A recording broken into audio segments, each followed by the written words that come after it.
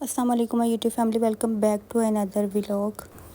आज मैं बनाने जा रही थी ज़रदा राइस और मीठे राइस बनाने जा रही थी, जिसके लिए कढ़ाई में मैंने जो है घी ऐड किया और 2 से 3 इलायची जो है वो उसको आप लोग साबुत डाल दें या खोल के डाल दें, जैसे आप लोगों का दिल करे। उसके बाद चीनी ले ली है, 1 गिलास था तो चावल का 1 गिलास था, चीनी ले ली है पौना गिलास। चीनी में थोड़ा सा पानी ऐड किया है और अब जो है वो इसी में चीनी जो है वो मेल्ट हो जाएगी, बिल्कुल पिघल जाएगी। चावल जो है वो मैं बॉयल करके ऐड नहीं कर रही थी, डायरेक्ट जो है वो भिगोने के बाद इसी में हम लोग ऐड करेंगे। अच्छा जी, यहाँ पर 1 गिलास था चावल का, तो 1 गिलास पानी का ऐड किया और डबल पानी ऐड करना था तो मैंने जो है वो 1.5 गिलास ऐड किया, ज़्यादा नहीं ऐड किया क्योंकि ऑलरेडी मैंने पानी थोड़ा सा पहले ही डाला था चीनी मेल्ट होने के लिए। अच्छा जी, अब चीनी जो है वो आहिस्ता आहिस्ता स्लोली जो है वो मेल्ट होती जाएगी। अब हम इसमें ऐड कर देंगे साथ ही फूड कलर आपकी मर्ज़ी है, चाहे वो आप लोग जो पानी ऐड किया उसी में जो है वो मिक्स करके घोल के आप लोग इसमें ऐड कर दें, या जो है वो जैसे अब मैं ऐड कर रही हूँ वैसे ऐड कर दें।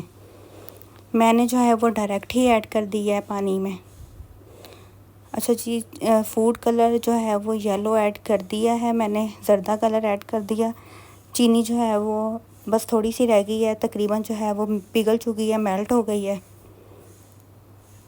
यहाँ पर मैंने एक लीमू निचोड़ा है इसमें, लीमू मैंने इसलिए निचोड़ा है ताकि जब दम लगाएं तो चावल जो है वो एक दूसरे के साथ जुड़े नहीं। लीमू का ये फ़ायदा है, जब भी आप लीमू मीठे चावल में ऐड करेंगे तो चावल जो है वो एक एक दाना अलग अलग रहेगा, जुड़ेगा नहीं। अच्छा जी, पानी पकने लग गया, इसमें ऐड करेंगे हम लोग राइस, जो आधा घंटा पहले मैंने भिगो दिए थे।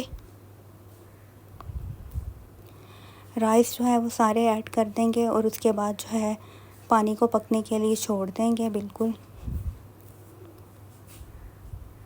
आंच जो है वो मीडियम रखनी है।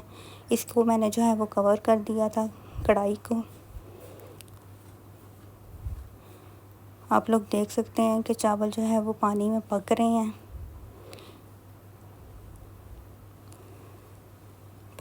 आप लोग बॉईल करके भी ऐड कर सकते हो चावल, जब बॉईल करके ऐड करेंगे तो फिर पानी नहीं ऐड करेंगे हम लोग। अच्छा जी, ऊपर से अब मैंने डाल दिए किशमिश डाल दी और बादाम डाल दिए हैं, क्योंकि अब जो है वो दम लगाना है। पानी जो है वो ड्राई करके दम लगा देंगे। यहाँ पर पानी जो है बिल्कुल थोड़ा सा रह गया है। नॉन स्टिक कढ़ाई थी इसलिए पानी ज़्यादा नहीं रखा है, अगर तो दूसरा कढ़ाई होती तो उसमें जो है वो पानी थोड़ा सा क्वांटिटी उसकी ज़्यादा रखनी थी। यहाँ पर जब मैंने थोड़ी 15 मिनट बाद दम खोला है तो चावल जो है वो हमारे गल चुके थे बहुत अच्छे से। आप लोग देख सकते हैं कैसे खिला खिला चावल है, अलग अलग चावल है, बिल्कुल भी जुड़े नहीं है, अलग अलग चावल पड़ा हुआ है।